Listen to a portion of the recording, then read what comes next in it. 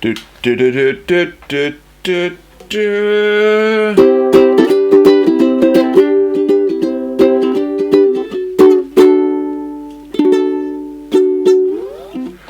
It is the Daily Freakout, day 2 of this week. Good morning. Oh, my coffee's practically empty. And I've realised the light is in a very bad spot. So that's a bad spot too. That is a slightly better spot. It is winter here in Australia. And I live in one of the more southern aspects of Australia. Not South Australia, for those playing along in other countries. Because South Australia is not the most southern point in Australia. It sort of doesn't make much sense, really. Although, I think I read somewhere that because of the way you know how maps aren't exact, because obviously the Earth is round and it's a sphere, but a map is flat, and so certain things are a bit weird, like how if you go to the North Pole, you can walk around in a circle and always be going, if you go to the North Pole and you go 20 meters south and then 20 meters west and then 20 meters north, you're back in the same spot. But if it was almost anywhere else in the world, you wouldn't be. You'd have to go 20 meters east. You'd make that kind of stuff. I think South Australia may actually be closer to south, because when you turn the map to be better for the globe, it changes it a bit, something like that. Just like how Africa is actually massive, but on maps it looks a lot smaller for whatever reason, I can't remember. Anyway, it's really interesting looking at the information that comes from uploading videos to the internet and that kind of stuff. Who would have thought that yesterday's episode,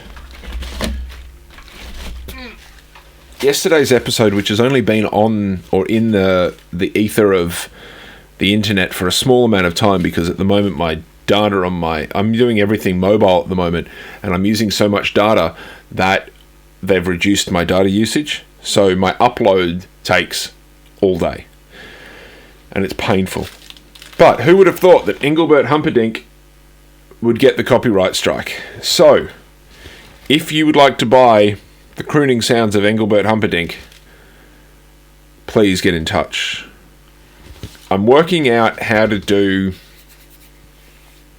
packages with these records, where you'll get a record, but you'll get other stuff as well, to make it a little bit more personal and stuff. If you've got any ideas on that kind of stuff, please let me know. I love ground hum and stuff like that as well. I was playing a little bit of guitar yesterday, and I was thinking to myself, I want to try and busk and do little gigs like that, and I want it to all be battery powered. So I was paring down things and getting rid of things. I've got a couple of guitar pedals for sale on reverb.com if you're at all interested. Look for I think it's Gavin's Music Emporium or something they call it, or Gear Emporium, they call each one of those. Get in touch.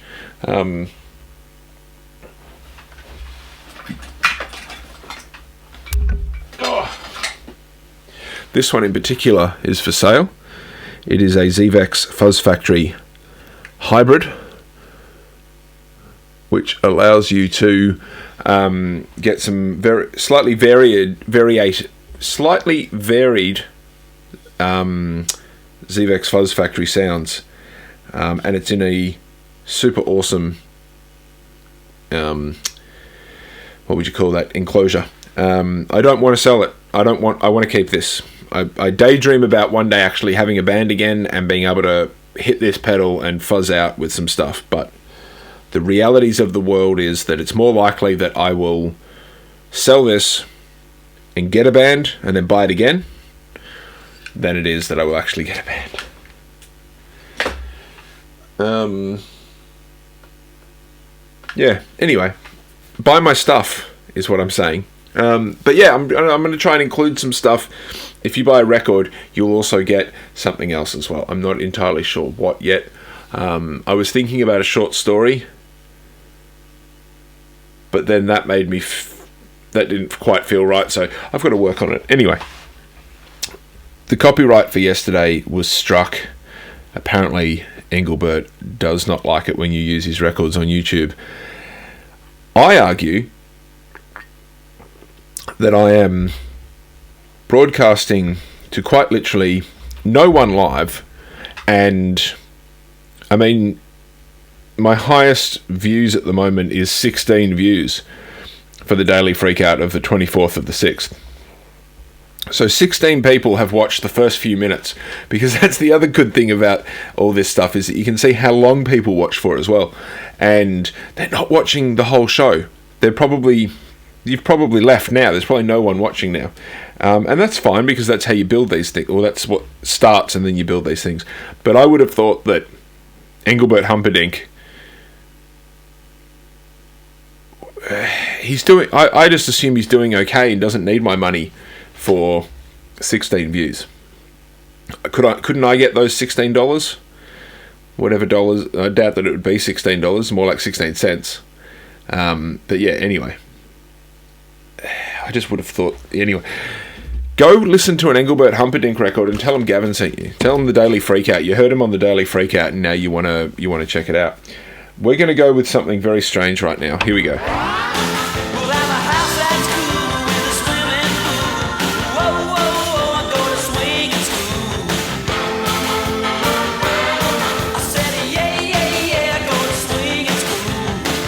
It's Rockin' Good Fun with Daryl Cotton. So,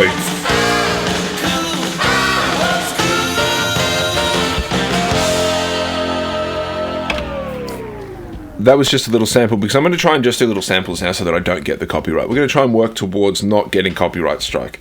So this is a record called It's Rockin' Good Fun by Daryl Cotton.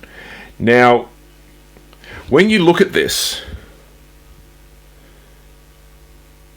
it looks even funnier when I do that. The good old tilt shift. When you look at this record, you think to yourself, oh, it's a 50s record. And humorously, he has got a microphone that I am 100% trying to rip off with my microphone. And this record was made, or released at least, in 84. Which means that this record is 1 year younger than me. This is a 40-year-old record. Okay?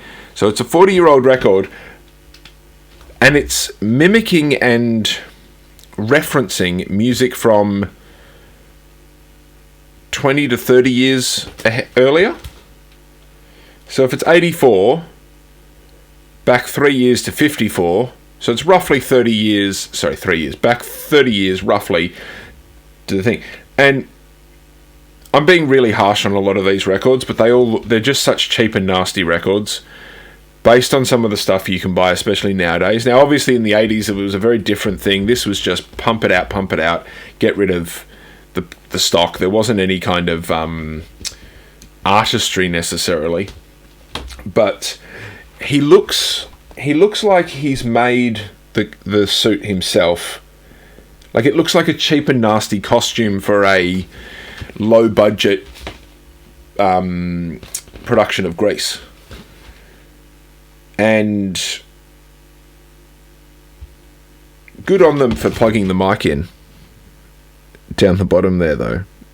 Somebody said, don't worry about it, and then someone else said, no, plug it in. Because the lead's there on the front, but they've edited it out. So it's a bunch of songs, none of which I've heard before. Now, I went through a big stage of listening to a lot of classic 50s rock and roll. So I feel like I know most of the big hits, most of the big songs. I've not heard of any of these songs, at least by name. Maybe I've heard the audio of them. But it's terrible. And Swinging School, that was the first song we just heard the end of. What, Swinging School? You go to school, learn how to swing? Hello. That said, though, you absolutely know there's a bunch of, and I say it with love, perverts out there that would absolutely love to go to a fake school where everyone was role-playing and the teacher taught people had a swing. I don't know whether that's just my mind or someone else's, but I guarantee there are a bunch of people out there who would absolutely get their rocks off pretending to be in school and having the teacher like call them up to do demonstrations and stuff like that. If there's any swingers out there that agree with me that there are swingers out there that would love that, please get in touch. Turn your pineapples upside down and get in touch. Because I bet that there's people out there that want to have a group and want to do that. And good on them. If everyone's happy to play the fantasy and play the role and enjoy themselves that way, absolutely go for it. I'm just sure that there's somebody out there, because that's a funny scenario in my book. I certainly don't want to go back to school or pretend to be back in school and think about sex. Because I didn't have any then, and I don't want to think about not having any now.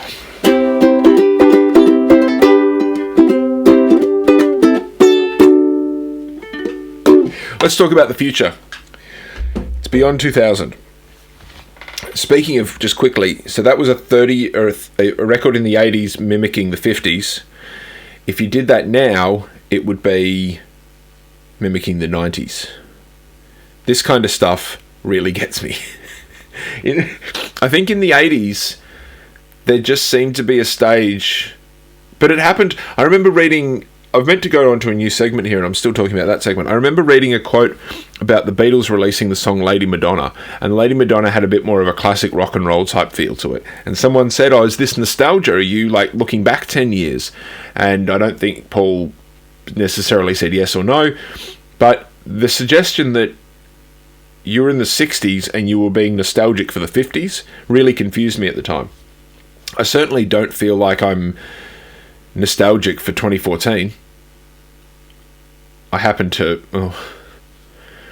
I just had a thought of what I was doing around 2014 and I was making mistakes.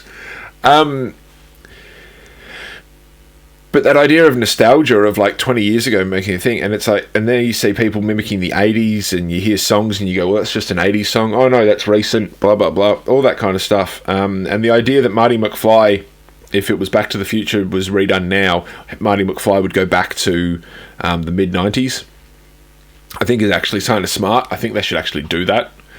Obviously, in my head, I imagine the absolute best version of that, so whatever that is, but they should do that because pre-internet, pre-mobile phones, amazing. The juxtaposition of the two would be amazing.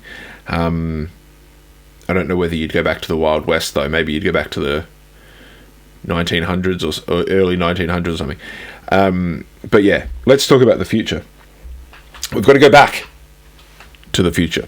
So, a headline here from the Sydney Morning Herald by Brian Delick.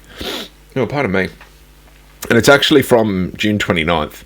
And I am going to just go with the headline and bounce off the headline because who reads articles these days? Nearly half of US firms using AI say goal is to cut staffing costs. No shit. No shit. No one's introducing AI to get so that people can do more work. Technology has always taken out work because every business is trying to be efficient and effective. Every business is trying to streamline and trying to make more profit and less production costs. That's just how it always is and always will be. And you get corporate structures that become desensitized to the plight of the people at the bottom level, and they walk all over going, nah, this is better because we're making more money. The spreadsheet says more money at the end, that's good. And so I believe, I've said to a number of people that over the last bunch of years as AI comes in, I feel like in hospitality, which is where I have experience, the future is going to be vending machines and high-end service. There's not going to be a middle ground. Middle ground will be staying at home and eating. You'll go to, like, for instance, I know here in Australia we have the McDonald's have big touchscreens and you order via the touchscreen. Or the restaurant I used to work at for a while had QR codes on the table, so you'd order via the QR code and through the app. And it cuts down on your staff costs so much, almost 50. I was going to say 50%, but almost. I reckon it's getting there. And then you have people who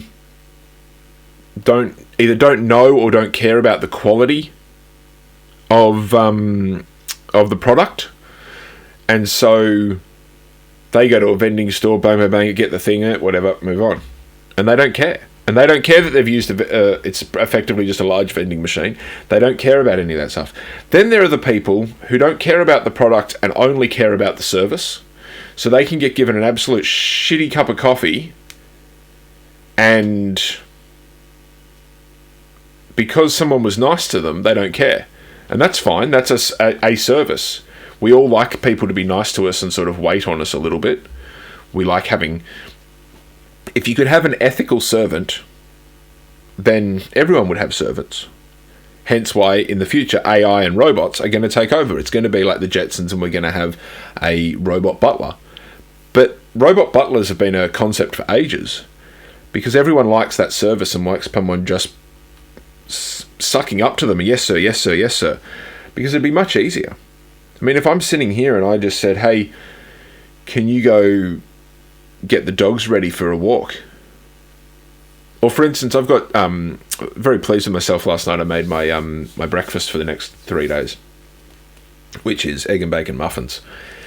And I cook the bacon and the egg and get it all ready, and the caramelised onion this time. And then at the moment, they're in the oven, the little 12-volt off-grid oven, warming up. So over the course of doing a bit of editing and prepping and recording this podcast, my breakfast gets done. And that's fantastic. But wouldn't it be great if I could say to a robot or to a servant who's ethically acceptable because they're a robot, hey, go and make my breakfast. Get my breakfast ready. Go warm my bed up so that when I get into bed it's thing. All this kind of stuff. Go fix yourself. That's the thing as well. We're not going to have... We've gotten to a stage now, I think, where we're giving the role of fixing our things to other people. You get a plumber in to fix your plumbing. You get the electrician in. You get this. And that's all good because specialisation in areas is positive. But we lose that ability to do it ourselves or to know about how to do it ourselves. For instance, back in the day, most people would do basic car servicing themselves. They'd know how to change the oil, change the spark plugs, check for this, check for that, basic stuff. And then when it was serious and they needed help, they would go to the mechanic and the mechanic would help them. Whereas now, you just, car's not working. Take it to the mechanic, service, blah, blah, blah. The future, imagine it's going to be robots, but the robots are going to be able to fix themselves. So you're going to have, sir, I'm sorry, I cannot help you tomorrow. I need to do a full re-thing of my foot, or whatever. So that'll happen in the future. You'll send them off to fix them. So you won't do anything in the future. It'll be, hey, Siri, turn the TV on. Siri, play the Beatles. Siri, wash my clothes. That kind of stuff. You'll just take your clothes off, drop them in a pile, and the servant will come at the Roomba. The washing Roomba will know what to look for. Will come up, grab them, take them off to the thing. It'll just be all robots doing everything for us. And we won't know how they do any of it. We just know that they do it when we do this and when we do that. So we won't understand the way the robots think. And then if they get the robots to look after themselves, further on in the future, we won't have any idea how any of it works. It just keeps working on itself because our AI has developed a way of understanding, oh, this robot needs maintenance, send it to the maintenance robot. So there's a robot for maintenance. Or maybe there's two robots for maintenance so that they can maintain each other, etc., etc., etc. It all just builds on and stuff. So reading a headline like nearly half of US firms using AI say goal is to cut staffing costs. Of course it is. I've worked with a number of owner-operators, in the not too distant past, and they all whinge and complain about how much staffing costs them the most money. And it's like, well, yeah, because aren't people important? Like, aren't people the lifeblood and stuff of most businesses? And isn't work and job and business there for, or to support us people, the people? Having a job is so that I can buy food and shelter. It's not so that I can help somebody else out. But then if I've got a business, is my responsibility to my own back pocket and my own money? Or is it to something else? I don't know. I like to think of the idea that if you've got a business or a thing, that you do benefit, or you do try to keep the staff happy, because the staff are the lifeblood of the business, because if we all have happy jobs and stuff, we're all happy people. But yeah, robots are coming in and taking all the jobs anyway. As a barista, I see robots that are doing beautiful coffee. And these pod things are getting better and better. I don't like them, but they're getting better and better. So one day they're going to make beautiful coffee. There's already incredibly expensive machines that you just press a button and it pours beautiful milk, like beautifully steamed, smooth milk. There's robots that do stir fry. There's everything, and they're only going to get better. It's going to be a factory line where you're literally going to go, put the carrots in here, put the celery in here, put the potatoes in here, put the meat in here, blah, blah, blah, and then it just pops out the food for you. And we're going to eat it. And then eventually they'll change that food over time to be more cost effective. And then it'll be the Matrix and you'll be eating the slop because it gives you everything you need. It just doesn't look good or taste good because it gives you everything you need. That's my dystopian future view of the world. But I don't want to go that route. Let's quickly listen to a little bit more of Daryl Cotton. What I missed till I kissed you. How did I exist until I kissed you? So there's a little bit of reverb on the guitar, a little bit of delay, slapback, which sounds very 50s. But the production is still very 80s. And I'm very disappointed. Again, another album where I'm listening to the audio and just not impressed by the mix and the mastering. It's really not good. You could remaster this to sound heaps better, but unfortunately they've chosen shit songs. Anyway, for anyone who's at all interested, the saxophone on this album is played by Wilbur Wilde from... I think he was in... and the Falcons... Something Top, ZZ Top. Oh wow, that's gonna annoy me. He's also on Hey Hey It's Saturday. But anyway.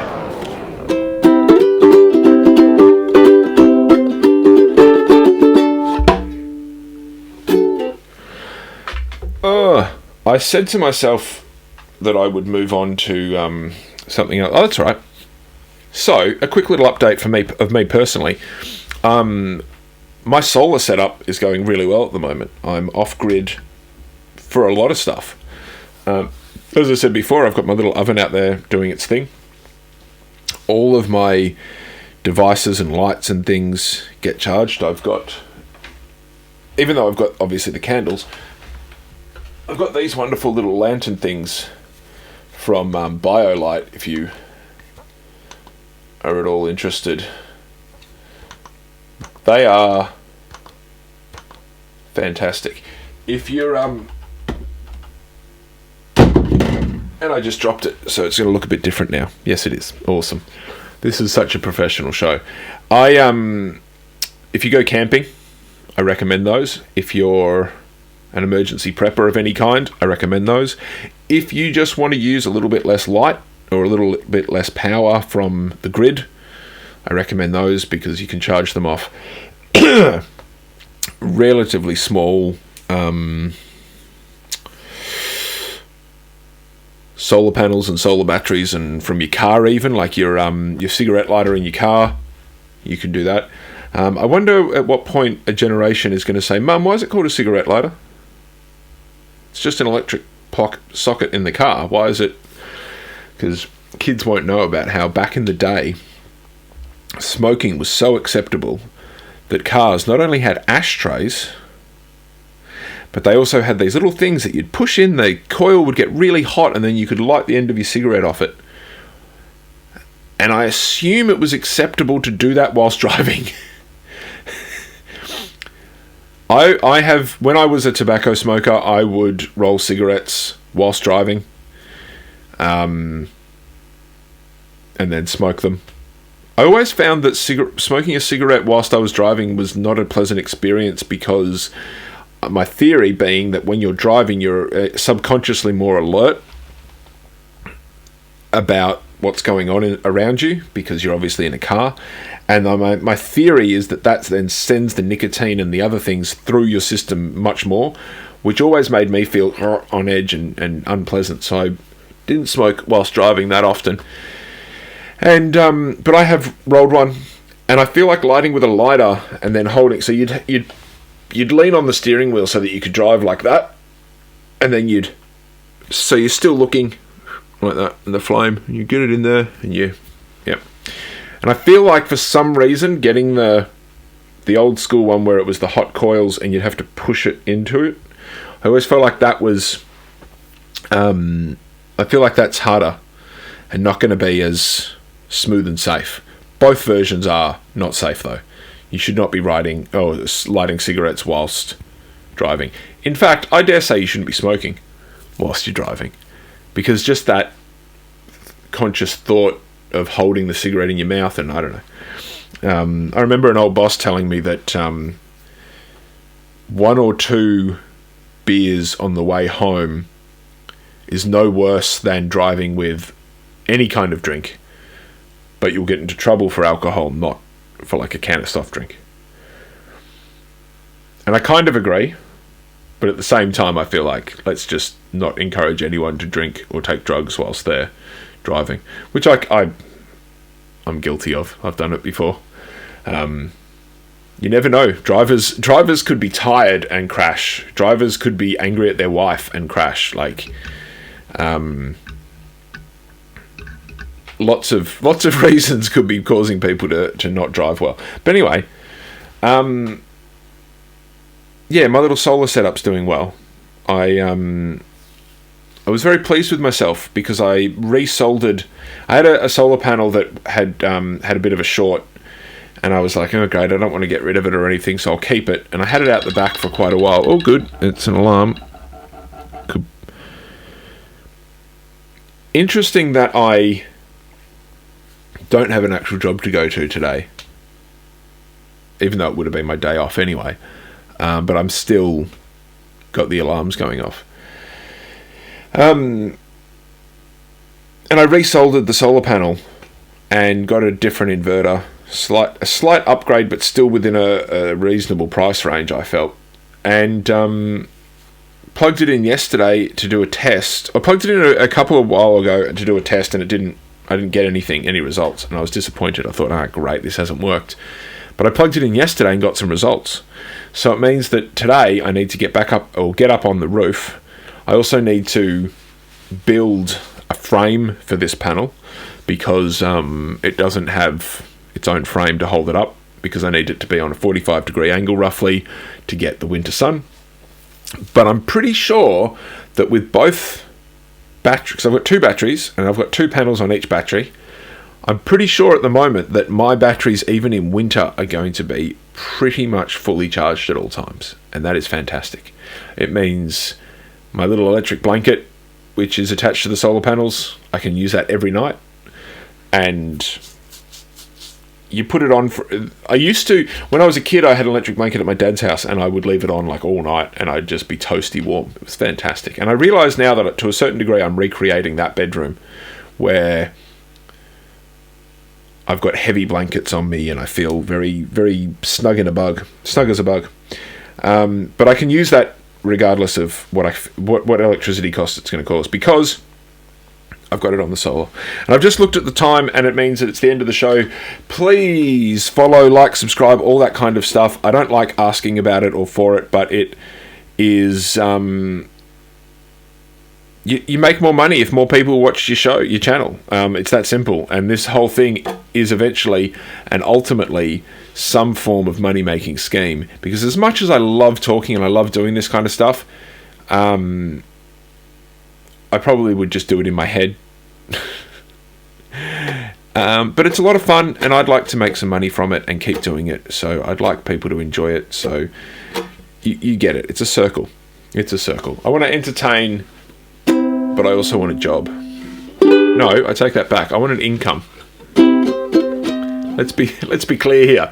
I do not want a job. I want an income. If anyone's got any investments that are going to be very minimal input and high output, please let me know. I'm working on a few different things, and I'll probably, because I try to put this out every day, it'll come out at some point. If you enjoy the show, please let me know. If you don't like the show, let me know as well, because I want to know how to get better. Here we go. This is the Daily Freakout. Thank you very much. See you tomorrow.